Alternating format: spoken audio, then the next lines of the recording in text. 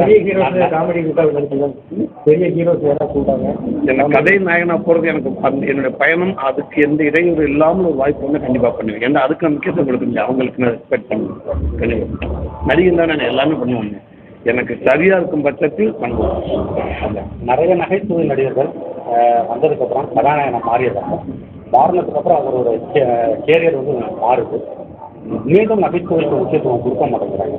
சூரி சாரை பொறுத்த அளவுக்கு எப்படி என்னை இப்போ நல்லா வச்சுருக்காங்க. நல்ல வரவேற்பு கிடைச்சிருக்கு. மறுபடியும் நான் நல்ல வரவேற்பு இருக்கனால நான் அதில் போயிட்டே காட்டப்படுறேன்.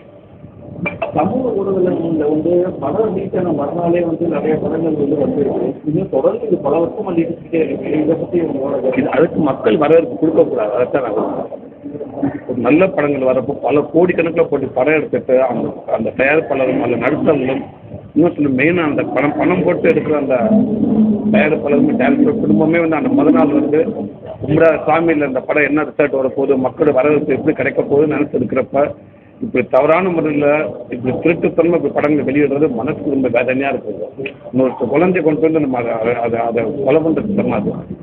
பண்ணுறவங்க பண்ணிக்கிட்டே இருக்காங்க பல வருஷமா. ஆனால் மக்களுக்கு வரவேற்பு கொடுக்கலான்றது ரொம்ப தாழ்மையாக கேட்டுக்கிறேன். அதாவது அதிமுக கவர்மெண்ட் வந்து இந்த சீடிங்கிறத ஒழிச்சாங்க. முக்கியமாக அதனால சினிமா இண்டஸ்ட்ரியிலே பல கோடி ரூபாய் லாஸ் ஆகுது. அந்த மாதிரி இன்னைக்கு இணையத்தில் வந்து பல பதிவுகள் பண்ணுறாங்க. அரசுக்கு நீங்கள் எதுவும் கோரிக்கை வச்சுருக்கீங்களா? இதை வந்து முடக்கணும்னு சொல்லி இல்லை, ஆரம்பத்தில் ரொம்ப வருஷமாக இருக்க அரசு எல்லாமே முயற்சி பண்ணிக்கிட்டு தான் இருக்காங்க. எல்லாருக்குமே அதுக்கு முயற்சி பண்ணுறாங்க. அதை மீறியும் பண்ணிக்கிட்டே வந்துக்கிட்டே தான் இருக்குது. ஆனால் மக்களும் அதை புறக்கணிச்சுக்கிட்டே இருக்காங்க. குறைஞ்சி போச்சு. என்ன பண்ணாலும் தேட்டரில் வந்து படம் பார்க்குறது எங்கேயுமே கிடைக்காதுங்க. மக்கள் அங்கே பார்த்தாலும் ஐயோ நல்லா இருக்கு, சூப்பராக இருக்குது, தேட்டரில் பார்க்க வராங்க. அதுக்கான இன்னைக்கு இருக்க தேட்டர்கள் எல்லாமே பார்த்தீங்கன்னா பல கோடி செலவு பண்ணி தேட்டர் கட்டியிருக்காங்க. ரொம்ப நல்லா தேட்டர் வசதிகள் அதுக்காக கட்டியிருக்காங்க. கண்டிப்பாக மக்கள் அதுக்கான வரவேற்பு கொடுத்துக்கிட்டே இருக்காங்க. இப்போ ப்ரொடியூசர் வந்து எஃப்எம்எஸ் வந்து கொடுக்குறதுனால தான் இந்த திருட்டு இணையத்தில் பதிவுகள் வருதுன்னு சொல்கிறாங்க. அந்த எஃப்எம்எஸ் இது உரிமம் கொடுக்கலன்னா ஆல்ரெடி படம் உலகம் பூரா நம்ம படங்கள் போய் சேரணும். உலகம் பூரா படங்கள் போய் சேரணும்னு நினைக்கிறேன்.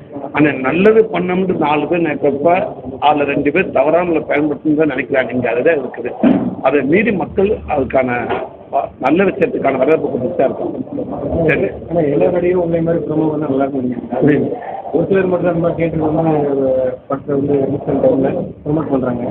எல்லாரும் வர தெரியல, எல்லாரும் வந்துக்கிட்டு தான் இருக்காங்க நினைக்கிறேன். அப்பப்போ முடிஞ்சு எல்லாருமே அதுக்கான அவங்க படைப்புக்கான ப்ரொமோஷன் எல்லாமே கரெக்டாக பண்ணிட்டு இருக்காங்க. பட் நான் எனக்கு இன்னும் கூடுதலாக நான் கொஞ்சம் எல்லா பக்கமும் இருக்குன்னு ஆசைப்படுறேன். தமிழ்நாடு எல்லாரும் முடிஞ்ச அளவுக்கு போயிட்டு தான் இருக்கு. இப்பவும் சென்னைக்கு 16 சென்னையிலேருந்து வந்து நைட்டு 24 சென்னைக்கு போவேன்னு நினைக்கிறேன். முடிஞ்சவருக்கு எல்லா தேட்டரும் நான் எல்லா மக்களையும் அந்த நேரில் பார்த்து நன்றி சொல்கிற மாதிரி வந்திருக்கேன். அடுத்த ஒரு படத்தை நடிக்க போறேன்னா அதுக்கு அடுத்த கமிட் பண்ணி வச்சிருக்கேன். விரைவில் அறிவிப்பு போகிறேன். செய்திகளை உடனுக்குடனும் துல்லியமாகவும் தெரிந்து கொள்ள சப்ஸ்கிரைப் பண்ணுங்க.